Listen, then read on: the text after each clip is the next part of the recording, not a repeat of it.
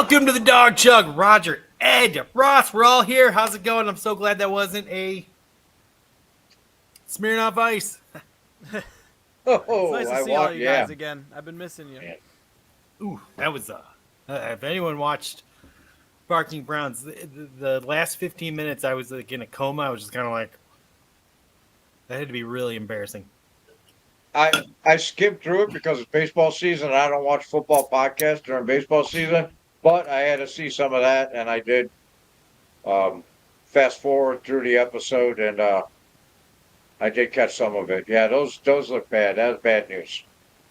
Oh, wow, Andy. Well, rewinding 24 hours, to what you did, hey, I'm glad you're with us tonight. Hopefully you can continue your antics with us as well. Good stuff on the Barking Browns yesterday. But, as I get older, I was thinking about what I could say here, but sometimes things just hit you in the face. And I remember 30 years ago today, a young Ed in Columbus had a party at his house, Parents had left. It was a Sunday, beautiful Sunday afternoon. Always beautiful in Columbus, by the way, Andy. Always beautiful. But here's the deal. Get to the point. The point is, Andy, a mother lost her kids. A son was taken. It was the 30th anniversary of when allegedly O.J. Simpson slashed Nicole Brown and Ron Goldman. And I just thought to myself, 30 years, wow, where's the time gone? But, watching you yesterday, where's 24 hours gone, Andy? Where's that gone? And what was your point? You know what? Maybe it's just too much. Maybe it's too much. Maybe Andy is a little bit slower. Guys, everybody go back and watch the Barking Browns yesterday where he did 10 Smirnoff Ices or, what I'm saying? So I don't know if the brain's functioning at all full capacity, but we're going to get the best of Andy tonight. You know what, Ross? Let's just go into Breakhead News. Yeah, How about that? Special treat. I got something.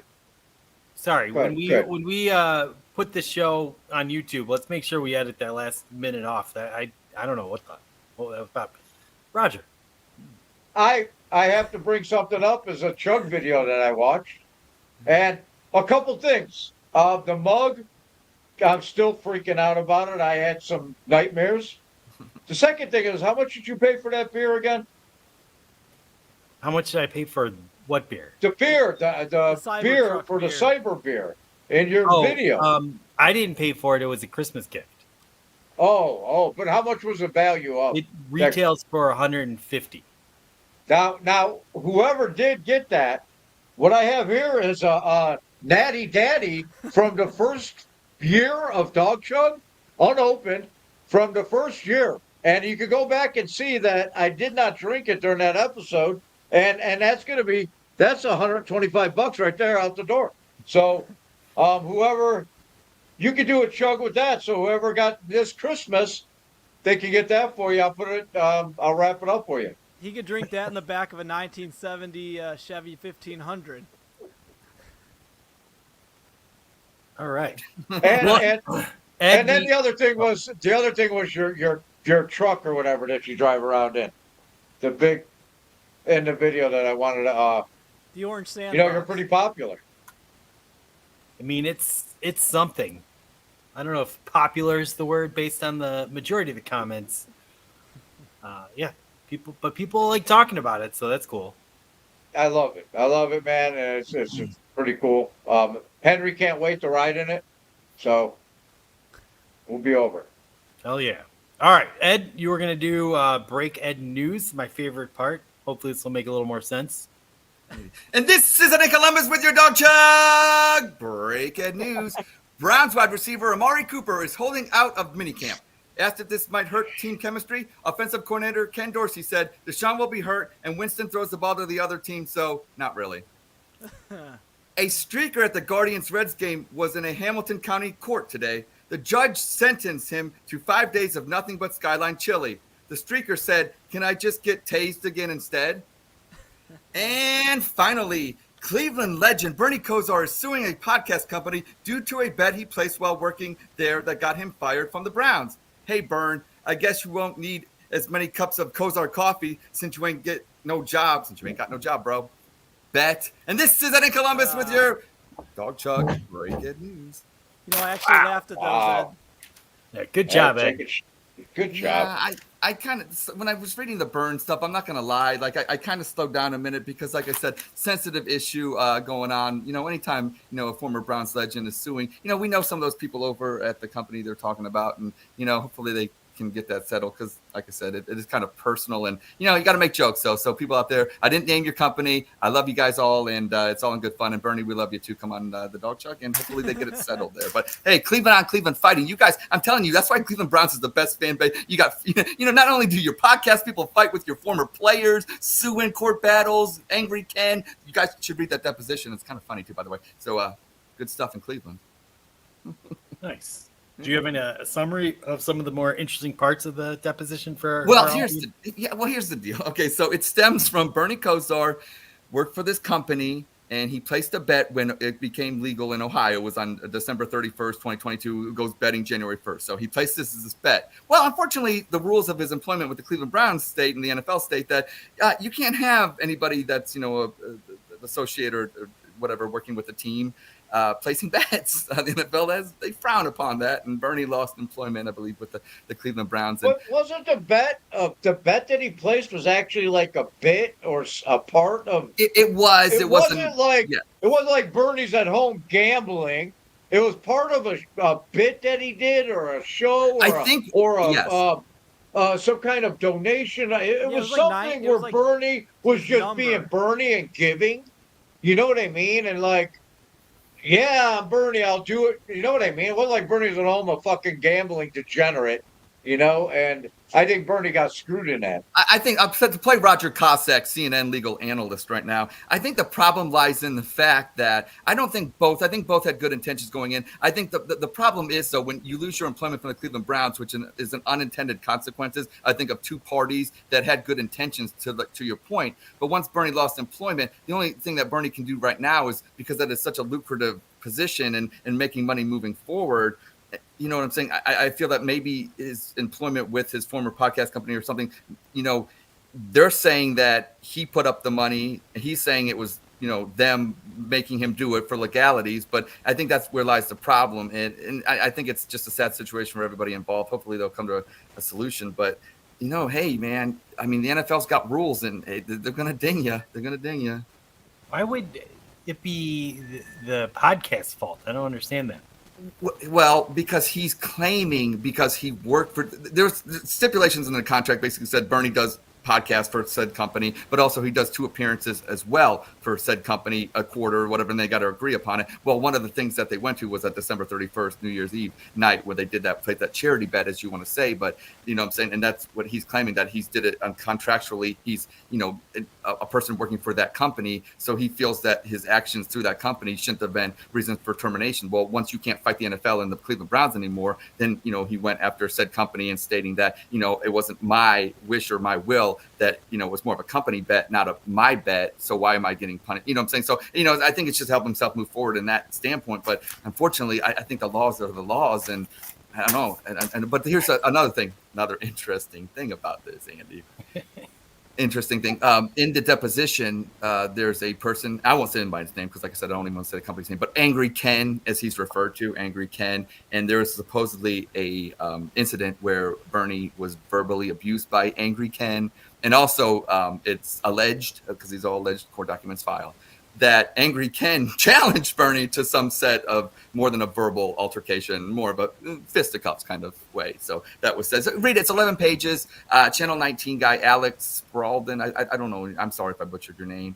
But he was the first to report that, and good stuff. And, hey, it's Cleveland for you. But that's the local news on that.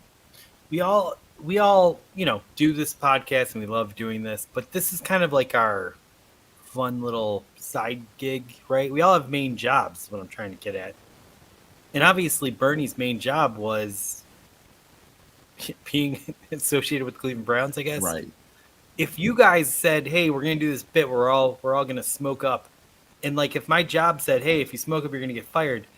All I have to do is say, no, I'm not going to do this part of the Dawg Chug. I'm going to decline. Because I don't want to risk losing my. Yeah, but then Ed would. Right.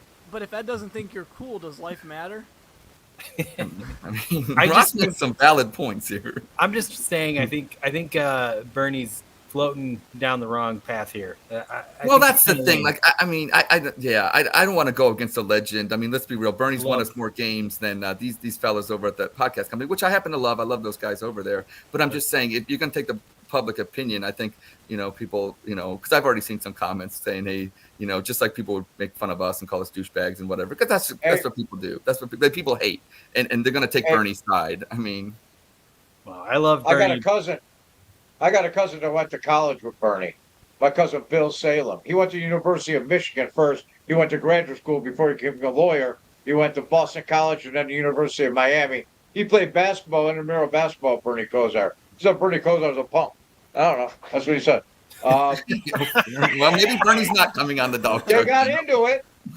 My cousin Bill got into it with Bernie, and he laid it on Bernie. That's what my cousin Bill said. And I just saw Bill about a year and a half ago. He still stands on it. Well, get him on the show. Get him on the show. Let's go. Bill's in Florida. He said, let Bernie ring him up. So that's what I got to say. You know what? We worship some really average to bad quarterbacks in the city of Cleveland. Brian Sipe had one good year. He was a miserable quarterback outside 1 year. Bernie Kosar was a mid to average quarterback. He's a legend in Cleveland because we haven't won shit since 1964. Drinking the Kool-Aid, aren't you? Roger out of a cannon today. As the legal analyst on the show, Andy, I have to be impartial. So I'm on vacation. I'm into the beer early. Listen, I love Bernie. He did everything. I love Bernie, but he was a mid to average quarterback. That's fine. I'm trying to make a point, so you can maybe stop cutting me. He did everything he could to come here. He delivered when he was here. Yes, we didn't. We happened not to win, but he did everything that he needed to do. It was unfortunately, Ed. Why didn't we win those games? Well, that leads us, Andy. That leads us. I just wanted a quick answer. I know, but damn it, you're stealing a moment. You'll know why when I do my top 10. But because we had mid players with them, let's be real. I liked them, but look, other teams had better players. Washington would have crushed us. The Giants would have crushed us in the Super Bowl. The 49ers would have crushed us. Denver and Cleveland were very much the same team. They had their flaws, and you know what I'm saying? That's why those games were close between the drive and the fumble. I mean, overtime, one game. I mean, those were very close games between two equal teams. Once again, Cleveland just wasn't quite good enough. And when you want to call him mid, to Roger's point about Bernie Kosar, he was a little better than mid. I think that's a little harsh, but the fact that he didn't get us to a Super Bowl and the frustration of going to 5 straight playoff appearances, I get that. It's like the Cavs. I love Mark Price. I love Brad Daugherty, but they didn't take us to the finals. We got beat by the Bulls, and Denver kind of was like that Bulls to us, to the Cavs, and that's what kind of sucks because now we look back at them as mid players. And believe me, Bernie was better than Brian Sipe. Can we agree to that, Roger?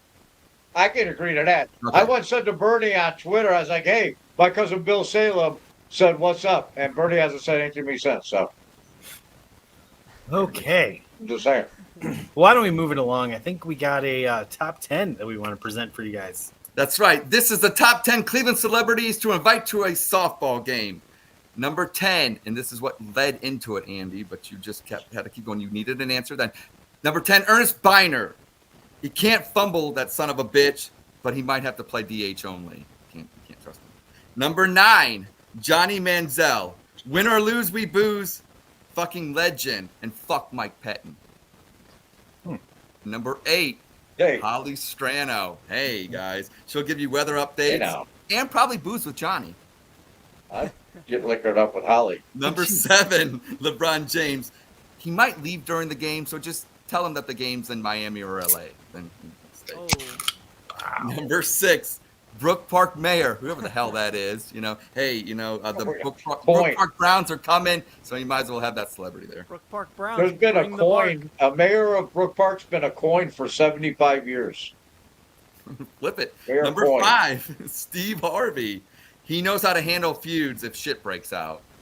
That's what he does. Number 4, Kyrie Irving. He can hit the ball off the earth. That's a good one. Number 3, Taylor Swift. She's fucking Travis Kelce, so that technically makes her from Cleveland, since you guys always claim everything that is somewhat Cleveland related. Number 2, John Adams' corpse, and this one's for you, Andy. I wanted to make that corpse number 2 again in the top 10 back to weeks, and he's done it. So shout out to you, John Adams' corpse, number 2 back-to-back weeks. Andy Cass stands out of that That's a for weekend some at And the reason. number one Cleveland celebrity to invite to a softball game is Andy fucking Manchin, Brown That's right. CYBER-CHUG, Orange and Brown, biggest cuck in the CYBER-CHUG. Way to go, Andy. Right. Oh, I Wow. like that one. Wow. How about And we need. I think when Roger does the top 10, it should be the top 10. When Ed does it, let's go top 5. You don't need 10. A lot of Ed time. You had some jokes in there, but some really weren't even jokes. They just kind of. It's a list, Andy. I don't know what the a problem is. list. And by the Because- way, Andy, before it's very funny that you're gaslighting me now, considering Mr. Guy Dawg Chug update. Where are the updates at? So you want to talk about all this Ed time? Well, I'm just. Hey, do you want to know what happens? You want to know the truth? It's usually Ed. I've been on vacation. And I was like, Ed, you just do them. He'll send me a list like that, and I'll turn them into jokes. And I haven't been doing that. I don't want to, break the So fourth Ed wall usually here, but sends me 10 to 12 things, and then I turn them into jokes. And they're awesome, and me and Ed are. And then Ed's like, I'm just going to do it. And Ed, And it is he like, just. what, it's what like didn't number you like, Andy? 7. Which ones didn't you like? Because I'm very shocked. It's like sometimes you're like, number 7, Bob Barker. The price is wrong, Bob. Like it's not even a joke. It's literally you're just naming someone and then you're naming something relevant about them, or a pun, but like That's the point, Andy. I don't know. The Taylor Swift one. You know what? I'll say this, Andy. Can we agree? The 10 Smirnoff, it makes you mean. I feel like you're coming in mean tonight. Listen, That's listen, the one listen. thing about ice beers. I It love- makes you mean. It makes I love mean. you and I love the Dawg Chug, and I want to give feedback so we can make things great. And it's funnier if I that do was- it in on air. That was my whole point of me doing break first news, because my puns were really like obvious and like bad, because I can't do what Ed does. I can't do what Ed does. No, it's So- amazing.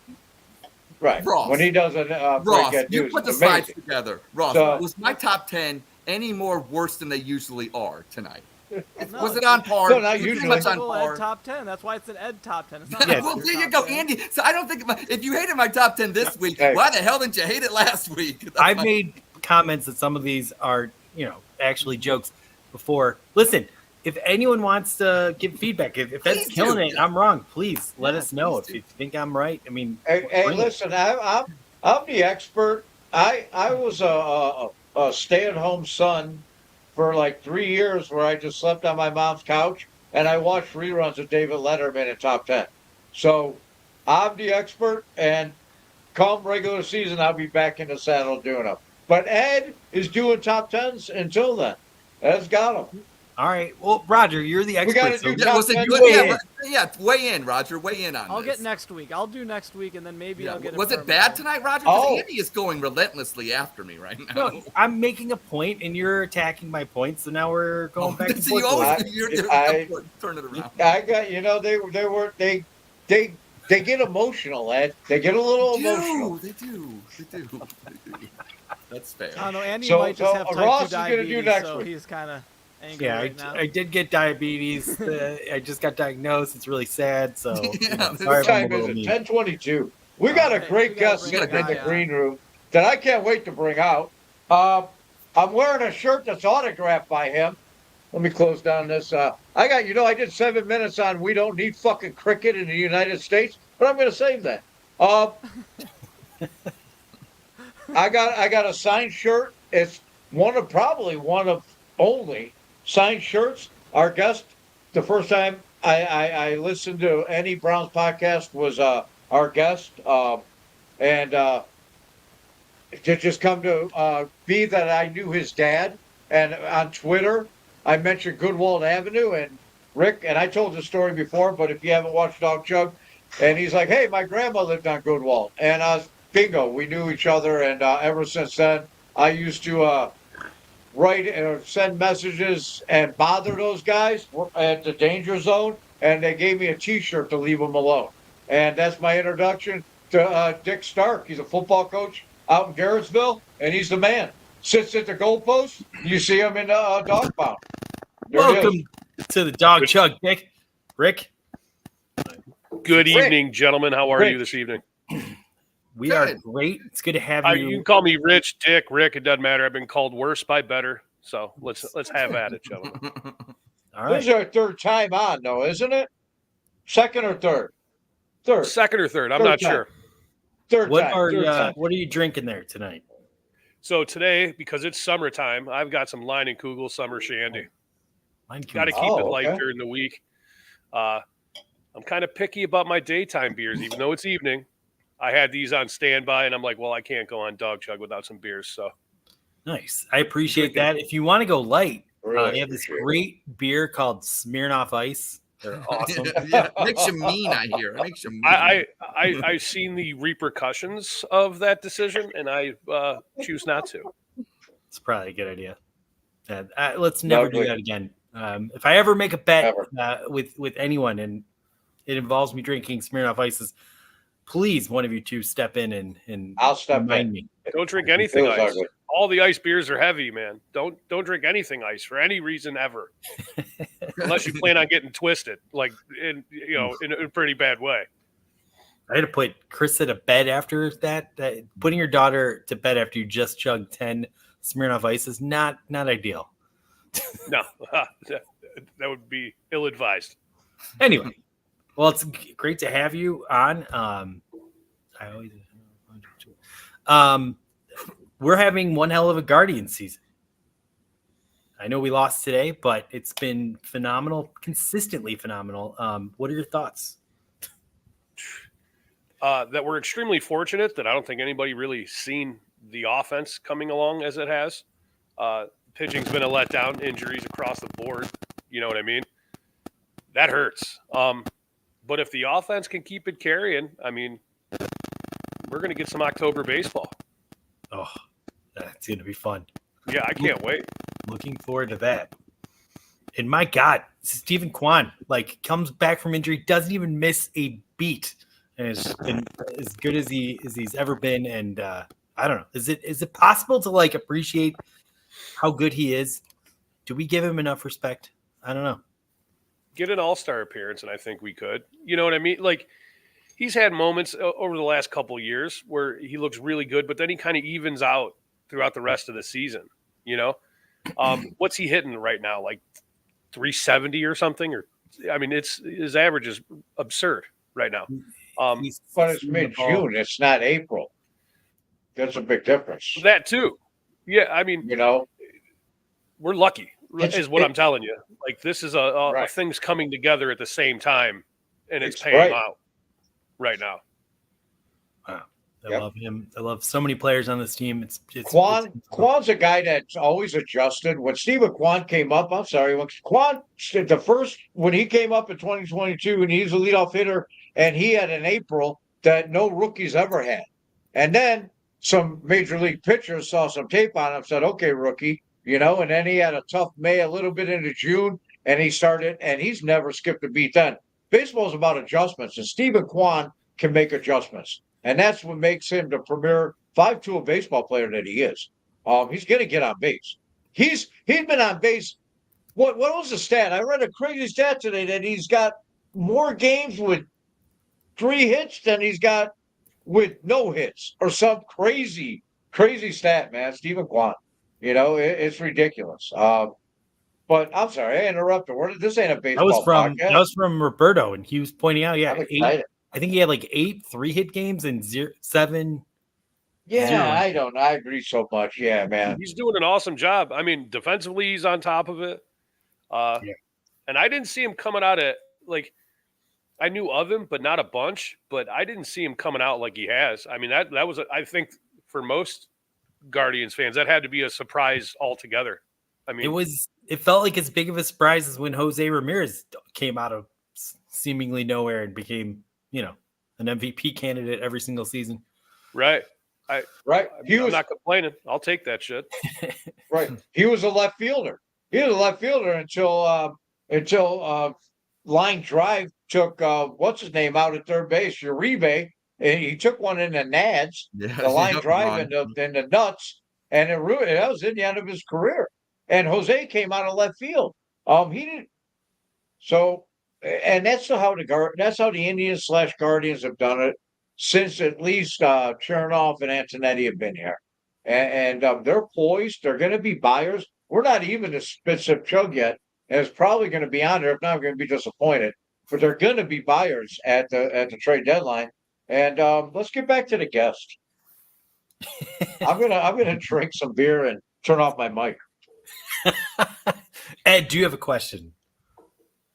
I don't want to disappoint. Roger's on vacation. Roger's Oh man, drinking. he's. So if he wants to get back to the guest, then I'm sorry. I will not. I won't. I'm not gaslight very you ever interested. again. I'll tell you Feel that. bad. I'm just excited about baseball. I'm just excited about it, man. Yes. They're ahead of schedule, and I'm just really excited about them.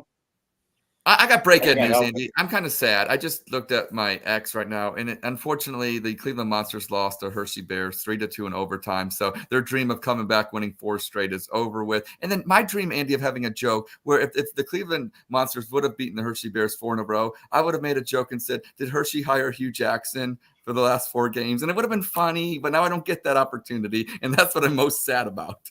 And yet you still managed to crowbar that joke in. So that's good on you. No, thank you. Then thank you for the platform, Andy. Thank you for the platform. Oh man, Oh, you guys are rough. yeah. We like to have fun at the expense of the Dawg Chug.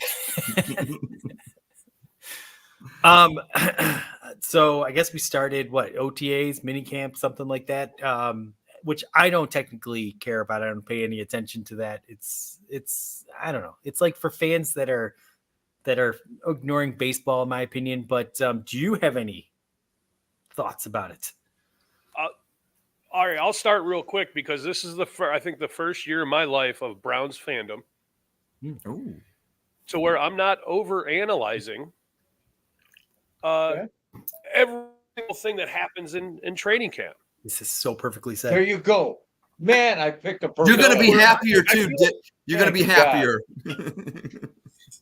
I feel like I can take as a fan and a guy who used to do a podcast, and you guys are in that boat now, where like you kind of feel like you can take your hands off the wheel. That we might actually have like not only intelligent people in the front office and on the sideline, but we've got like legit real ass football players where we didn't draft anybody that has to fucking start. We didn't sign anybody, from another team that has to start.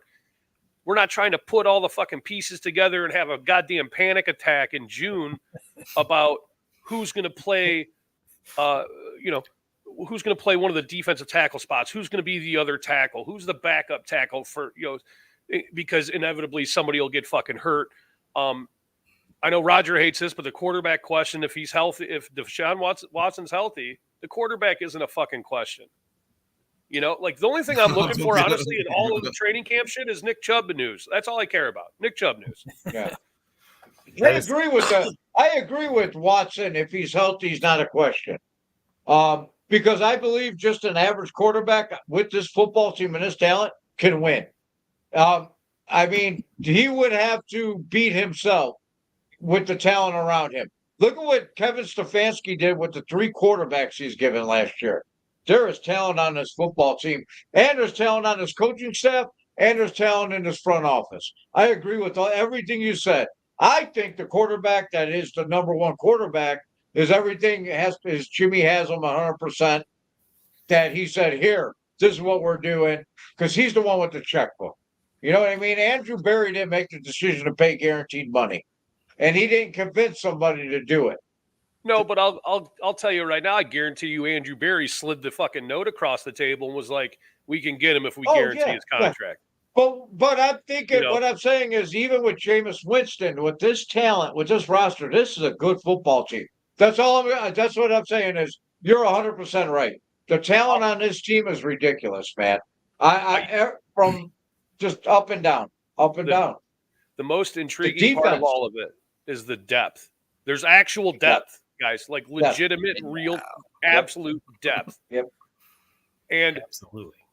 The other thing to keep in mind here that the only I keep going to the only thing I care about. The one thing I'm kind of just listening to more than anything is, you remember we brought in Ken Dorsey, right? So the Kevin Stefanski like misdirection shit and lack of motion and things like that is gone. We're going to go to full spread, especially not having Nick Chubb early in the season.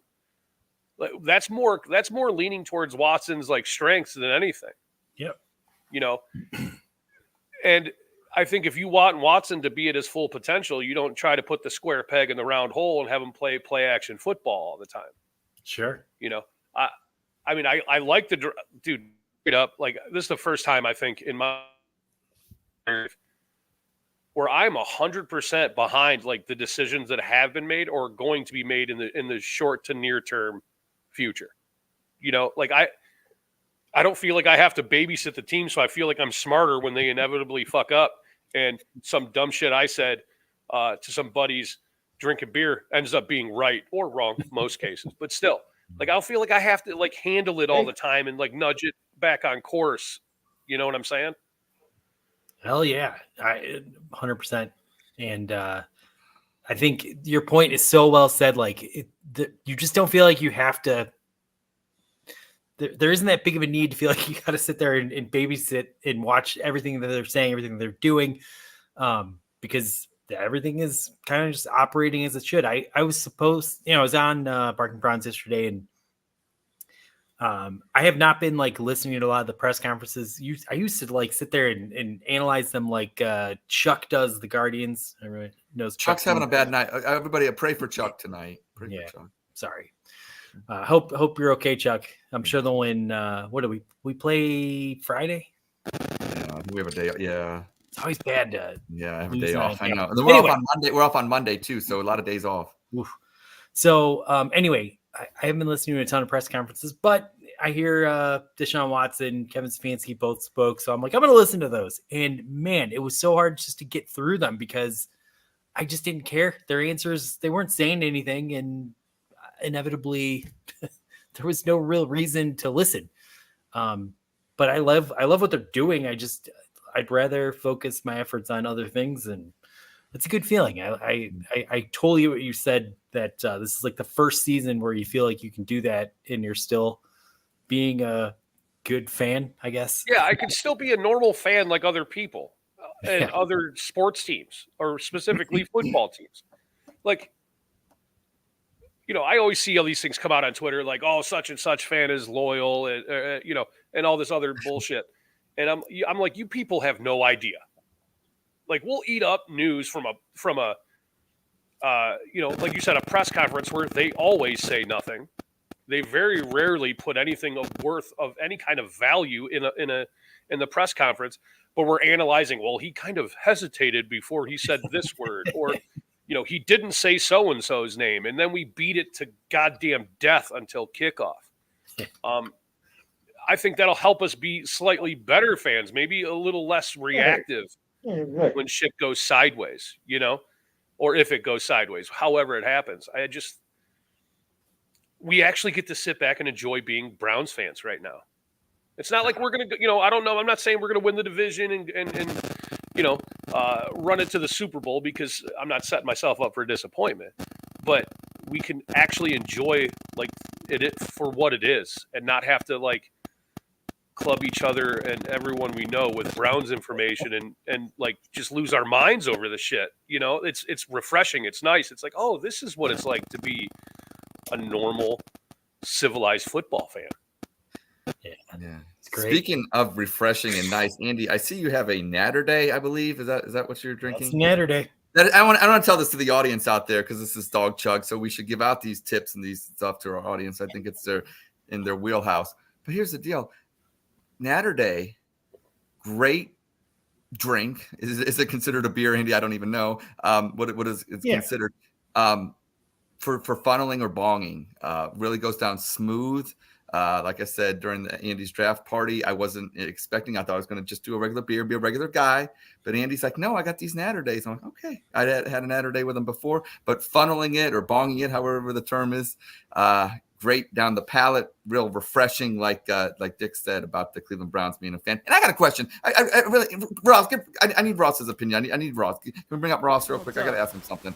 Ross, real quick, do you think Browns fans, do you think there's a complex of, if I tweet more, I'm a better fan. Do you think there's some between Browns X? Do you see some male competition when it comes to just being a 'cause you have a better louder Browns voice fan? and you talk louder than everyone else doesn't mean the person who says something once in a while matters, because they have no receipts and they're worried. So you admit that it's going on. You do see some of what I'm talking I about. see what you're Okay, saying. fair enough. I just want to make sure that I'm not seeing something. Andy accuses me of being a drama queen, which I am. But I will say, on Dick, would you agree with that? On Browns X, there's some peacocking with Browns fans. Oh, I'm a bigger fan because this, that, or the other. Yeah, there's always the giant dick measuring contest. Thank you. If it's not the Browns, it's the fucking weather. It's the Guardians. It's politics. Good God! But the Browns, there are times when the Browns fans can be pretty toxic, man. I don't say too much on Twitter because nobody gives a shit what my opinion is really, but I do observe quite a bit, and some of it I'm just like, you're kind of a douche, man. Just some of the statements that are made. And no, Roger, if it was you, I'd tell you. Trust me. I know. I'm joking. But I mean, some of these guys, I don't know. They I don't know. Maybe it's the age or something, but they romanticize their fandom. Rich, is it fair to say somebody told me that he needs to get, I was on the radio. I was on G. Bush radio I heard Saturday. I heard you morning. Saturday. I was out doing something stupid. I don't remember what Saturday, it was. you fucking Was hear it me? fun? I did. Right. I didn't hear the whole conversation because I thought it was you, but I was like, Yeah. this guy, I don't know what this guy's talking about. No, I'm just fucking with you. I don't like G. Bush too much, honestly. I don't like G. Bush. He repeats himself too much, and I want to slam my head in the car door when I listen to him on the radio. I'm driving and I'm stuck in traffic on a Saturday morning. I'm like, are you fucking kidding me? And so I'm listening. I'm getting irritated. I call. It rings and I'm in immediately.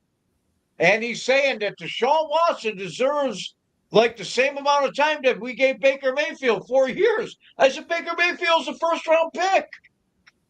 You give a first-round pick 4 years. He's on a rookie contract. You don't give a guy $260 million and give him 4 fucking years. Was I wrong? No, but there's so almost like everything else. G. Bush is a fucking hack. He's another one. I'll jump on. He's kind of a douche, man. I never liked him. He don't know what the fuck he's talking about. And he was a bum on the football field too. Fat fuck. Ooh, I would hate him up. But Andy, I made a joke today that I was gonna maybe have some. Wait a minute. Can we just unpack what Rogers just said for a second? He just shit all over fucking G. Bush, dude. You know what, man? Because he's full of shit. That's why. Because you can't believe what he was saying. Can't believe it. Your whole premise was Baker was a first-round pick. We gave 3 first-round picks to get this other guy. What whether I'm you saying like him or is not. he's saying that they gave Baker 4 years. Yeah. So why doesn't Deshaun Watson get 4 years like Baker got? That's bullshit. Yeah, but that's bullshit. Using your Baker got 4 years because he was a first-round pick. He was getting paid nothing. You don't give Deshaun Roger Watson. I'll give Roger credit. You have sound rationale. Roger's point was this: Deshaun Watson coming in, it should be the franchise quarterback. When you draft a rookie, you give them 4 years to evaluate. Go. All right, you don't give him. He don't get 4 years. Right, he has to be good from day one. Like you're paying him all that money, and day one. I don't disagree with Roger. All right, we gave Baker time because we invested the first overall pick. He's a rookie. He's a first overall pick. Of course you get. And you got it. You owe him. Okay, you owe him that time to see if if your investment was correct. How many different regimes? Blah blah blah. So I don't. If a player's good, the player's good. I don't give a shit who drafted him. Right. But when it comes to like with Watson though, he's got a track record though. You've seen it, right? We've all seen it. He's look, dude. If he's on his game like he was with the Texans, right? I mean, worst case scenario, he's a top 7 QB. Yeah. All right, but we're a little bit removed from that, and unfortunately, the year we did really get to see him, he got fucking dinged up, and then off he went, and we drove the train with fucking Joe Flacco. But I think we owe Watson until his guaranteed money's gone, and then pack your shit. If you have got it together by then, here's your fucking bus pass, guy. Pack your shit and get out. And more to the point, Roger, if there is a time to hit the abort button on Deshaun Watson, it's not right now. Mm-mm. It'd No. be like 150 Well, no, of course plus not, million. because you're invested into us. But the point is, they're saying that we're judging him on the games that he played for the Browns. I was like, no.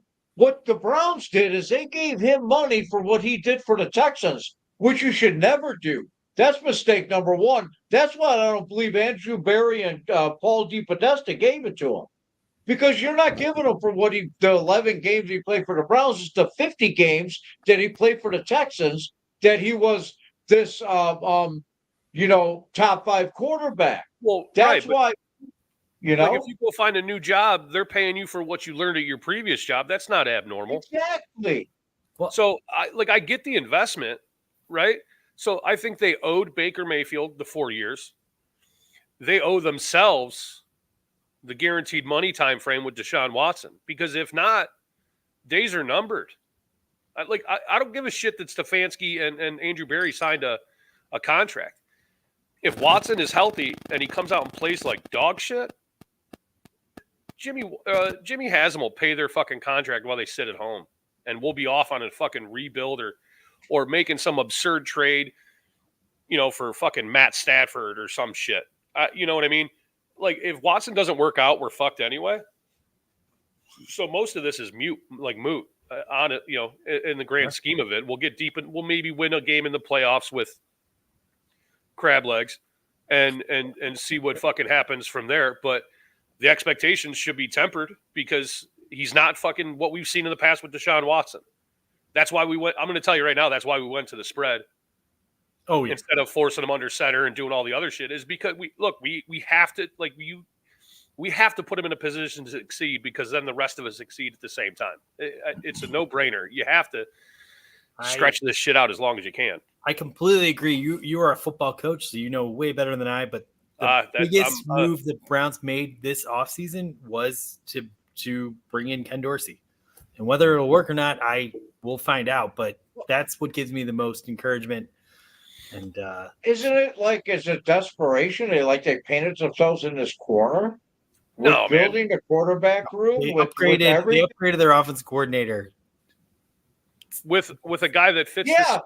But why didn't they do that 2 years ago? Though, why did they? You got an offensive coordinator. You got an offensive coordinator that got fired, and you want to replace the guy that won 2 awards for being coach of the year with the guy that got fired. Is that what I'm understanding? And he's going to change Deshaun Watson and make him great? Is that I'll tell you, Ken Dorsey didn't get fired because he was awful. Ken Dorsey got fired because at that time, Josh Allen was playing like shit also. And they can't fire Josh Allen. Their wagon is hitched to him. It's just the same thing. Well, it's not actually. They had a great offensive coordinator, and that's what I'm saying. There was nothing wrong with Kevin Stefanski when he had a quarterback like Joe Flacco that can actually run an offense. There's nothing wrong with what Kevin Stefanski does. Offense. That's my fight. That's my fight in all this. Because of Deshaun Watson's inefficiency and because of his lack of whatever, that Kevin Stefanski is a problem after winning Coach of the Year. That we have to bring in Ken Dorsey. That's my whole thing, man. I'll argue this shit. It's crazy all day. Look, nobody said that. Stand that right. There's some things that he does well and he doesn't do well. One of them is play with a quarterback or coach with a quarterback that likes to be in the shotgun. Straight up, I'm telling you, it's not. The Dorsey move is more about Deshaun Watson than it is about Kevin Stefanski. I agree with that. That's what makes me mad about the Browns. Okay, Andy, when they brought in Deshaun Watson and gave him that money, they should have done this. Yes, they should yeah. have done Why wait? Here's why. One of Kevin Stefanski's faults, if you want to say it's a fault, I'm not sure that it is that he stubborn wants to believe in his guys a little bit too much. It's sort of like Francona with his vets. It's like you bringing me back, Andy. Yeah. I'm sorry. Hopefully I don't disappoint you. I see a guy that won 2 Coach of the Year awards, and we're catering to a quarterback. It makes me. I love it, He Roger. won I love Coach it. of the Year, back not quarterbacks. Offensive Coach of the Year. I love that. I'm just hoping. You brought up I. that You know one what? of your You know what gives me biggest- hope? You know what gives me hope? I've lived through Doug Williams. I watched him win a Super Bowl, and Gerbach win a Super Bowl with outstanding defenses and just talented football teams and great Hey, coaching. So real that's quick. my hope with the Cleveland Browns, because that's what I feel this team is. Despite the quarterback position, there's so much talent on this roster, and this defense is so good. That's why I have hope this year. I had nothing to do with the quarterback room. Nothing. So real quick about It's Elvis Doug Gerbach. Williams. I just want to put something out there. From Elvis Cleveland. Gerbach was the head coach of Villa Angela St. Joseph football. He is. Yeah, we beat their ass in Garrettsville. Nice. Yeah. Flex. Yeah, that's right. Yeah, that's right. He I went just to wanted to. Ignatius. Well, they And can keep Michigan. that shit up there. I don't want no part of that noise. Yeah. Damn it. Anyway, I just wanted to say I love that one of your critiques of Garrett Bush is that he repeats himself too much and you want to bang your head through a wall. And yet, Roger, who you respect, he has like 2 things he's saying right now. It's Deshaun Watson's overrated and he sucks, or our other guy's going to be throwing interceptions, right? Yeah. That's No, what he because says. you know what? I got to take Jameis Winston, because I said with Baker Mayfield in Green Bay on Christmas Eve, when 52 guys were trying to win that football game and Baker Mayfield just shit himself all over Christmas Eve. I said, give me anybody, even Jameis Winston. I said it on the show. You got I him said it now. on Twitter. So be careful what you ask for. Be careful what you ask for, because I got Jameis Winston. And You ever you know watch what? a He may Winston- throw 137 interceptions, but he's going to throw for 6,000 fucking yards after Watson's fucking whatever on the. And the defense going to carry him, and Winston's going to be my quarterback. And I'm getting a number 5 T-shirt, and I'm going to draw with a marker, because I wouldn't spend a nickel. I'm not giving Jimmy Haslam a fucking nickel. So I'll just get a T-shirt and draw a number 5 on it. There is no universe that we're aware of where Jameis Winston is better than Deshaun Watson right this moment, or at any point. I've never seen Deshaun I'm Watson going run with 10 yards downfield and try to chuck the ball forward either. Well, I mean, Winston's done some pretty dumb You see shit. it today with this ghost doing his bullshit. Oh, we're gonna move it right along to all right, I'm sorry. we're getting right into the conversation of the first statement. And Roger, you can sip today, because I feel like He's kind of there already, right? you're drunk enough that I don't know what happened, Rich. I don't know what happened. I got fired up about the Browns. I just all of a sudden it just Andy, we gotta powder work keg that out. exploded. Keep that fire burning, man. I haven't argued with nobody on Twitter, on X, whatever X, and I stayed away from Browns. All of a sudden, just like it exploded. I don't know. Just getting warmed up. he called out Brian Sipe. He called out Bernie. Bernie. Yeah, I mean, damn. Dude, he took a deuce on Everybody. fucking G. Bush. I mean, he's just going G. after. Bush. Let's go, G. Bush. Alrighty. He dropped a heavy steamer right on G. G. Bush. Bush. Like, you're not good, man. He's Hung not up good on and me. he's fat. And Yeah, Oh yeah, so and funny he sucks when- at football or some Man, shit. hey. What He when a played hefty like, guy calls another guy fat, that's always funny. I like that. Well done. the fat, I could call him fat because I'm fat. I'm on fat the on fat crime, man. I pulled right past him back in the day. G. Bush wasn't up. All right. Our first statement. Ed, you ready? Free. I think I'm ready. I don't know, Gonna get you in Andy. the I don't game? know. I played St. Edward. All right. This is right. We're right there. We're talking about this right now. If Jameis Winston plays a half dozen or so games for the Browns this season, the Browns will remain competitive. Roger, we're starting with you, and you are allowed to sip. Could you repeat the statement? If Jameis Winston plays like 6 games for the Browns during that stretch, they'll remain competitive. Yeah, I'm going to chug on that.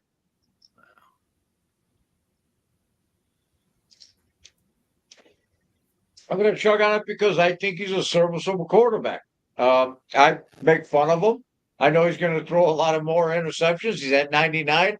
I'm expecting at least 120 as the Cleveland Browns going to pick up 21 of them. But he's going to throw for 6,000 yards. They need to sign Amari Cooper. That's good. Well, they will. They will. They're going to have to. But he throws the football all over the goddamn place, and I love that. And I don't care if you throw 3 interceptions a game, you better throw 4 touchdowns. And we have enough talent to catch 4 touchdowns. So let's see what Jameis Winston really is. All right, how about that? All right, Ed. Chugging. Ken Dorsey offense, they're going to throw the ball a heck of a lot more than they did last year. And you saw what Joe Flacco did last year, throwing the ball a hell of a lot. Yeah, there were a hell of a lot of interceptions, but there were a hell of a lot of yards and a hell of a lot of touchdowns and a hell of a lot of fun. And I think that with this version of the 2024 Cleveland Browns, same thing, hell of a lot of fun. So, yeah, they stay competitive. All right. Hey, you know what? May I add something? I think Jameis Winston is a bust. Number 1 overall pick, but I think he's better than Deshaun Watson. And he's my QB1. How about that? All right, Roger, you're high. There's no way that Winston is better than Watson. 1. I'm going to just take I think SIP is like the middle of the road in this scenario, right? So my reasoning behind it depends on where those 6 games are. Yeah, well, we don't know. So that's what I'm saying. Like, I think if the 6 games are a little bit later in the season, I think we'll be all right. I think if they're early in the season, we might be 3-3 in those 6 games, give or take. I wouldn't be. I'm kind of conflicted, man. Then I would say 3-3 is that's still competitive. Like that's still competitive, but I just think, man, if the more Winston plays, the less likely it is we'll make a deep run. All right. I'm a big DTR guy. I was with AVP. DTR was the guy I wanted really to develop to be our long-term back quarterback. But where I stand now, I hope Jameis Winston does all right, and I hope he gets extended. So I think he can be competitive with this team. I mean, look, at the end of the day, it's a stupid statement because the fucking guy from the UFL, he was technically competitive during his time here, even though he was like the worst, backup quarterback I've ever. That was awful to watch. Walker, you gutted it out, and thank you, but I'm glad we don't have to do that anymore. Anyway, yeah, Winston will be competitive, I think. So I'm chugging. Fair. Statement number 2. I'm doing Ross's job. It's fun. All right. Oh, Ross. See, Ross, you haven't been here. Ross hasn't been here for a couple of weeks, so I had to do his job. Now I'm doing it. Nice. And he's here. Statement number 2. The Browns need to give in and extend Amari Cooper. Ed, we'll start with you. I'm going to chug. Here's why. I think to get anything done to get his ass in camp, you're going to have to like that. I think that's the number 1 precondition of, and I think that I know there's people talking about they're kind of freaking out, and they should be kind of a little bit because we brought in Judy, but if we don't have Amari Cooper, we're kind of fucked. But I do think something will get done. I just think that they're probably far apart right now because if they were close, then I think AB would just give them the difference and just move on. But they must be far apart, and that's not a bad thing because the far apart may be just how much longer does it want to be that extra year or another year after that? So I think that they'll get it done. But yeah, definitely chugging on that. All right, man, do they need to? So yeah, I think I think the Browns should extend Amari, but the problem obviously is the amount of money the wide receiver market's been getting lately. I think they always planned on tacking a couple more years on, but now that the money's getting absurd, I think that's kind of the issue. And now it's like, whatever. He deserves the money. He's been phenomenal with the Browns. I don't think his production is going to go down as his, as he starts creeping into his 30s. So I'm comfortable doing it. I think they should.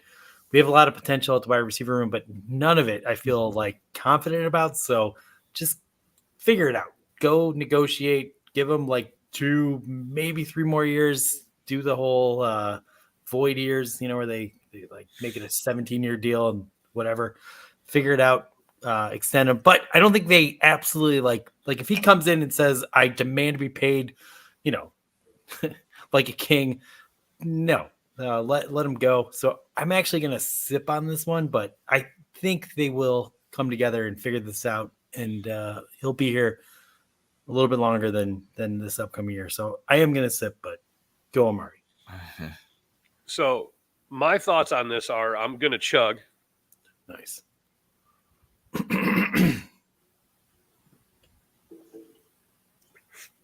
Reason being is everything else in the wide receiver room is a question mark. Yeah. And I'll tell you what the deal, I don't know the money, but I'll tell you how the deal is going to be structured right now. He's going to get more money this year than he would previously. It's going to be guaranteed. There'll be a contract for next year that he probably won't see. That's my guess, is it'll be kind of like a 2-year deal, but it'll be like a 1-year guarantee where he'll get more money in his pocket this year. And we'll kind of kick the can to next year, because you don't want to commit to Amari Cooper. What if Judy turns into something?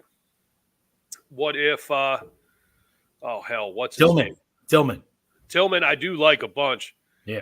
What's his face we got from the Jets? What the hell is his name? Oh, Elijah Moore. Elijah Moore. If he makes, because I think 2 or 3. I think Moore is in a contract year, and I think it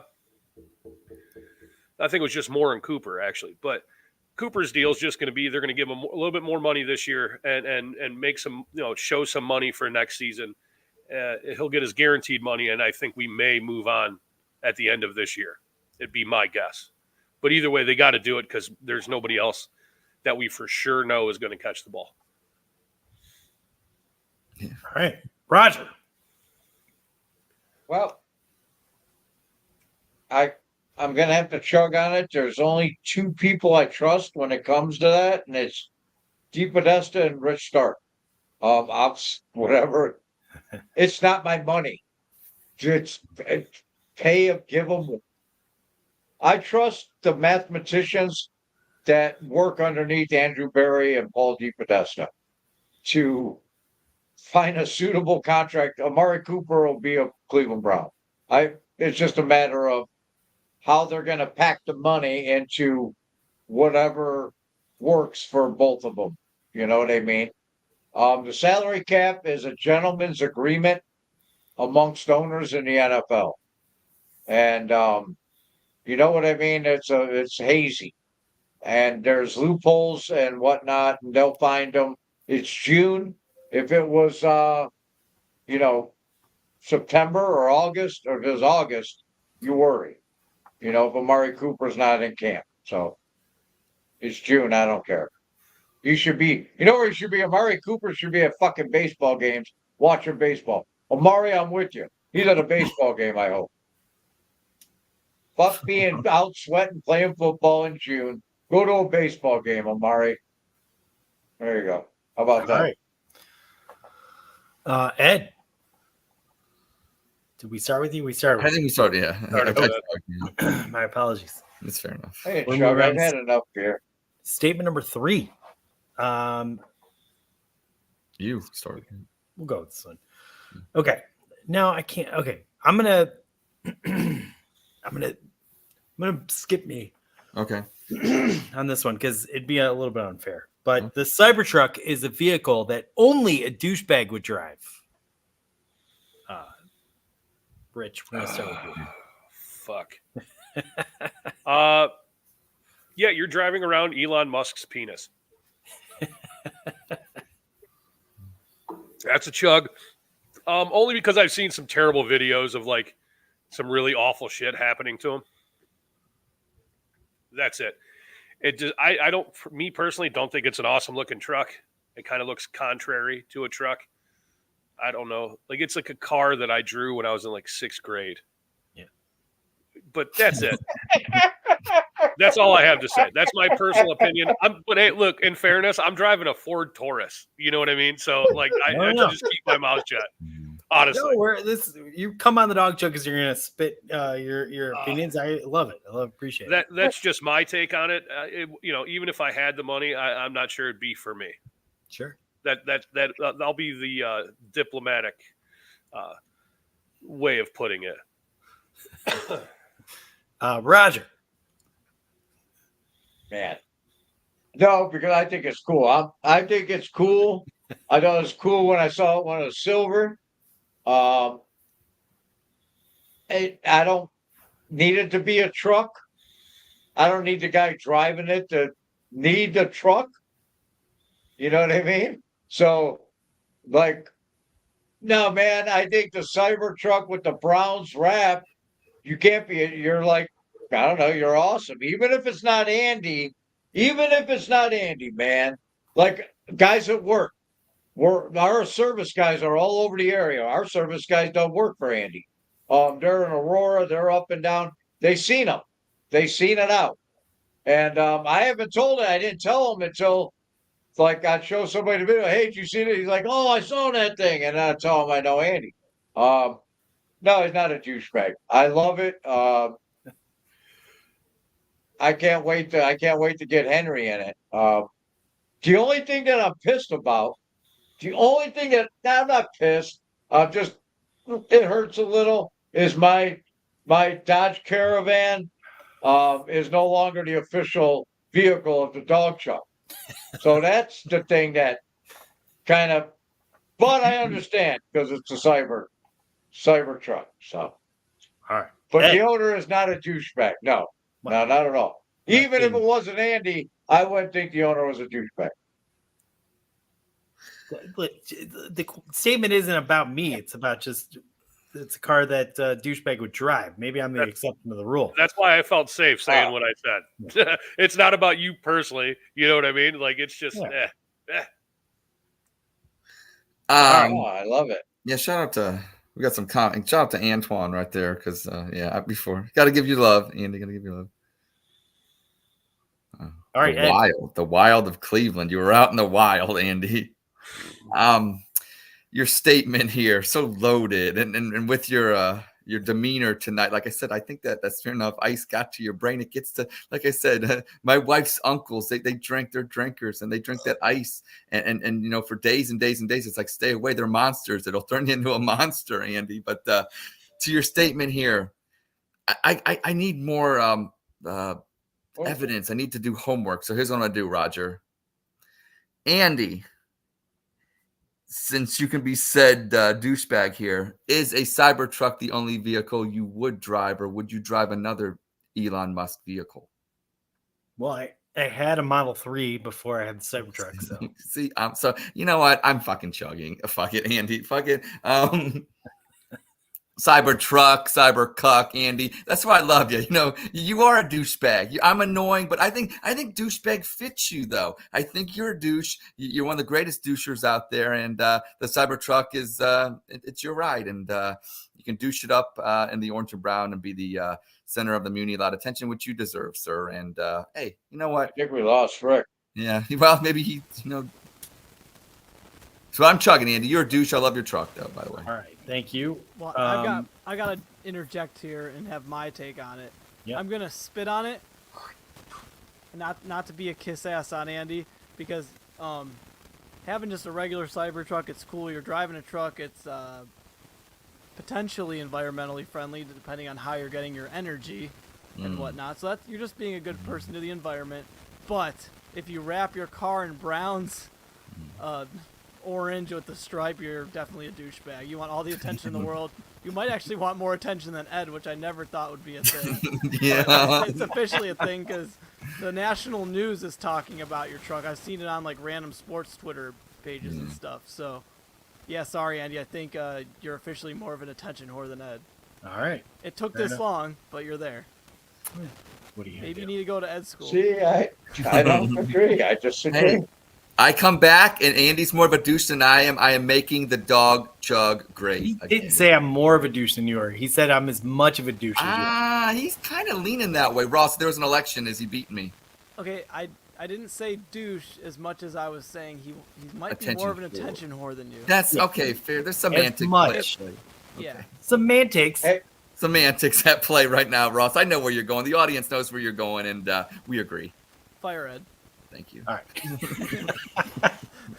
And yeah, for me, look, it's a small data point, right? I only know one person that drives a Cybertruck, but I do know that I'm a huge giant douche. So absolutely, everyone that drives a Cybertruck is a douche. So I'm Chug. Real quick, Elon Musk turned off my internet. That's what just happened, by the way. Ah, You heard me That's talking bad. trash, There and he he was is. like, "Check you later, buddy." Snapped his fingers and off I went. And by the way, Tony, I thought it was Tony's me been because commenting on it. Tony said hi to everyone. Former guest of the Dawg Chug. Tony, you got to come back on. We miss you. Yeah, man, definitely, because he got the gear, man. He would have loved the Chief. And you know what, man? I've been on a rampage tonight, and I shouldn't have been. I don't know why. You know, I'm on vacation, and How I long you been on kinda- vacation? Just a couple hours. Oh, got off shit, it's work just I starting. got You're off going to be a work. goddamn mess, buddy. I thought you were getting maybe a little stir crazy, like you'd been on vacation all week. You know, No. that's what happens Oh to no, me. I just started. This is Oh. preparation right here. This You're is gonna be a preparation. Goddamn shit. I'm gonna show. go down. I'm gonna see Ed. Yeah, gonna be down in the- he's listening. You did it backwards Yeah. though, Roger. Oh, is All right. it? We got one more statement, and Roger, you've already weighed in on this, so it's going to be very easy What? for you. All right, good. Zero. The Guardians, Wow. the trade deadline's coming up in early August, I believe. So we're about, I don't know, 7 weeks away, maybe. But the Guardians, your Cleveland Guardians that are in first place, they will be buyers at the trade deadline. And, They're gonna be buyers at trade deadline. I'm gonna chug on it. I got a little bit of beer left in here. They're gonna be buyers at the trade deadline, and you're looking at a middle of the order reliever, like your number 3, somebody that they have some control over. They want some control over because they noticed the window. I think they're a year early. I was wrong. I'm happy I was wrong because this is the window where they want to control over a guy at least 2 or 3 years in the window that they have with the ball players, with the core of young guys they have. They're going to and they're going to look for a corner outfielder that's a right-handed bat. They are going to be buyers, and I'm going to tell you why. Because back in 2012, they had Bro Ohio and Bourne, right? Michael Bourne, right? Yes. And they were stuck in them contracts. Those 2 veterans were supposed to be the veterans that were going to carry the young nucleus that was Lindor and all those guys in 2016. They failed. They still went out and they still knew that they had the young talent. They spent money on Uribe.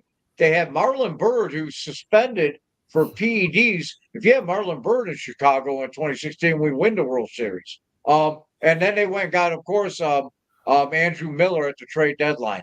When there's a core of young talent and they know they're peaking, they will spend money.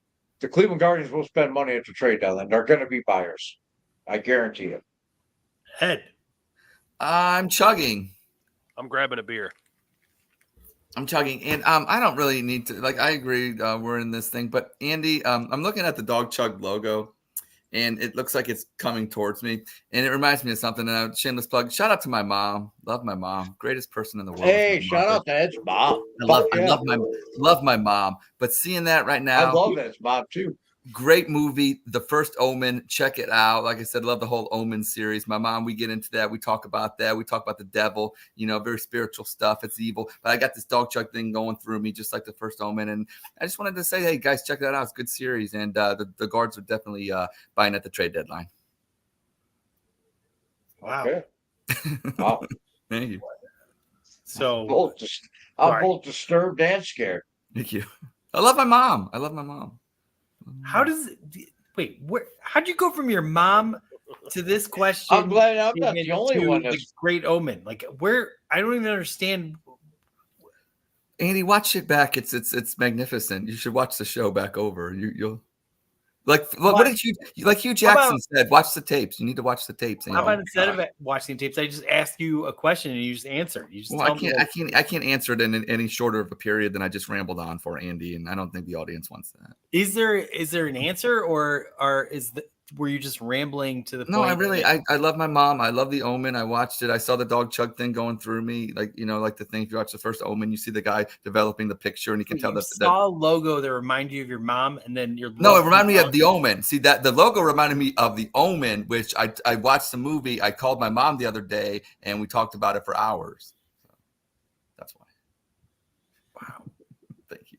I'm chugging. The Guardians are buying, Andy. Hey, the good thing, the Guardians are buying at the trade deadline. I'm sorry. There you go, Ed. Thank you. I mean, Ross, can you please come on and say Fire Ed again? It would be really funny. I'm always trying to move the show along, Dick, and you see what they do to me. Ed now. This is a rough crowd. I like it. I'm trying to move the show. Hey, Rich, am I not trying to move the show along here? Am I not? Ed, you are a fantastic. Thank you. I love this guy. Integral piece. Wow. When you the Dawg Chug. When you have your reemergence of your old podcast, can you take Ed?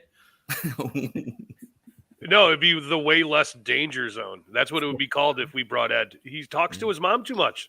You can't be dangerous and talk to your mom all the time. My mom's pretty dangerous, though. It'd be like the dangerless zone, Wow. And then we'd have some. It'd be a mild mannered zone. The mommy boy zone. The mommy boy zone. Dick, we're all going to wear ties. Dick, you're going to put on a tie. The comfort zone, home cooking or something. Okay. I don't know what we'd call it, Okay. All right. Let's get back to it. The statement is that the Guardians will be buyers. Well, looking at Ed's logo on his hat reminds me of my uncle's brother, who's my dad. And he told me that there was a movie called Psycho that he's a big fan of. Huey Lewis, baby. And the point I'm trying to make here is that yes, the Guardians, of course, they're going to be buyers. They're like the perfect, like Roger said, they're ahead of schedule, right? They have all these guys brewing in the minor leagues. They have so many resources to spend, and they're the perfect team to bring in help. They need help because, I mean, look, statistically, the Guardians are playing a little over their heads. So to keep it going, you're going to have to bring in some pitching help, starting pitching, relieving pitching. If they get some of that and we get to October, it's going to be great, I think.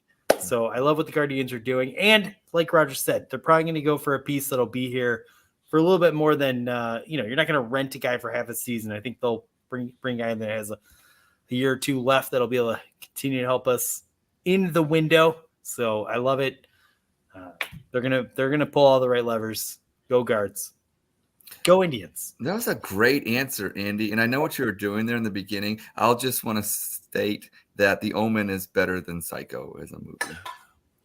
I'm gonna watch The Omen and I'm gonna think about the logo. And how think about Ed's mom.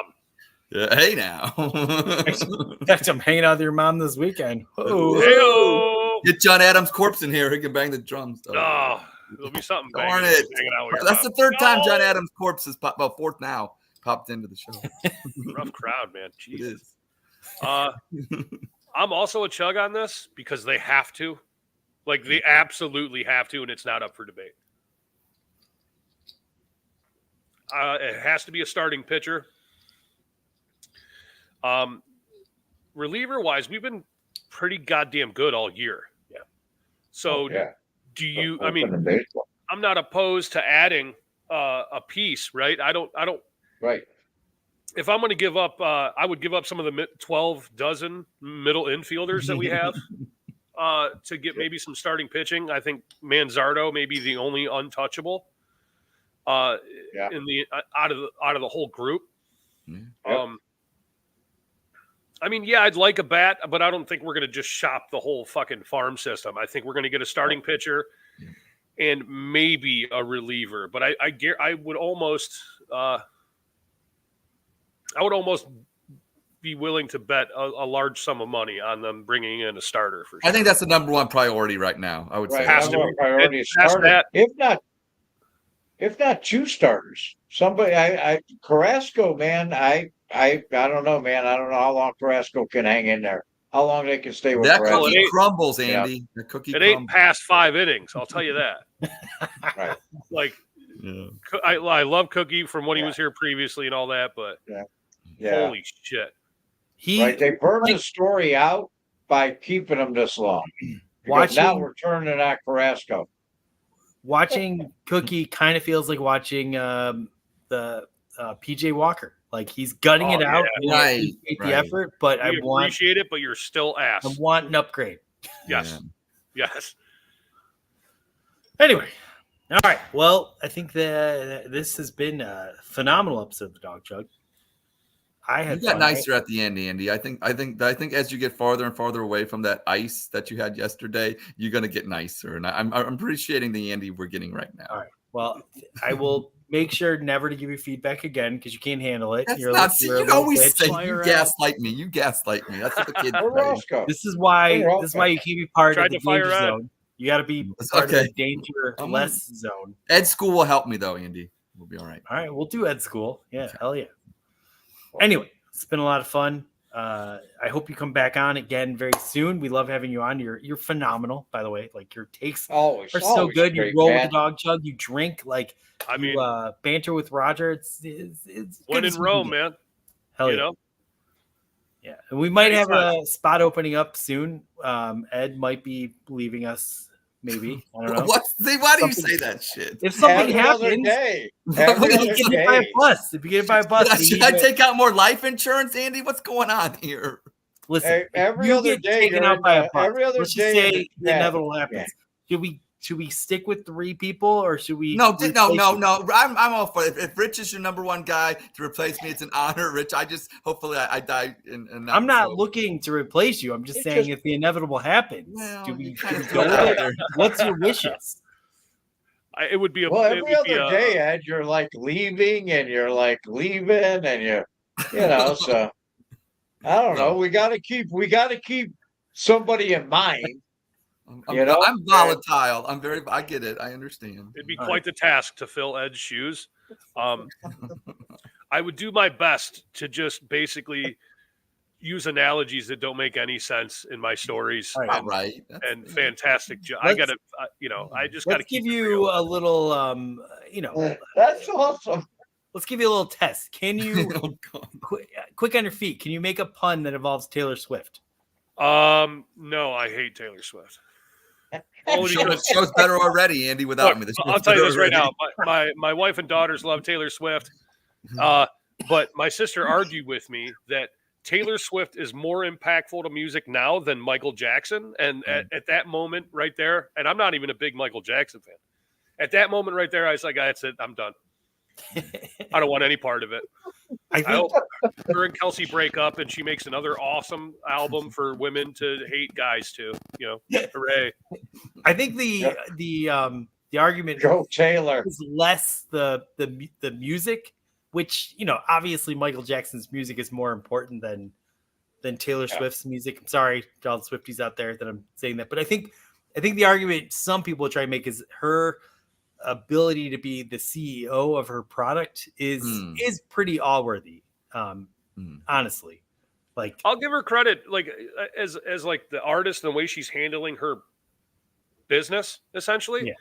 is groundbreaking for artists in the future. And I Exactly. hope because that just leads to more their artistic expression and gives them more freedom, which in turn gives us better music and everything else. I'm all for that part of it. 100%. But don't tell me that Taylor Swift is more influential than Michael Jackson. All right. I like Right. that. Rich is like, beat it with that. Just Yeah. beat it. I will There you go. He came I up will with a funny beat pun. Taylor Swift with Michael Jackson's Carcass. There you go. I'm just that's a bridge too fucking far for me, man. I won't do it. God I damn it. mean, listen, I don't want to be hating on, but we talked about Bernie, we talked about Brian Sipe. I don't want to say Taylor Swift's music is mid, but Oh.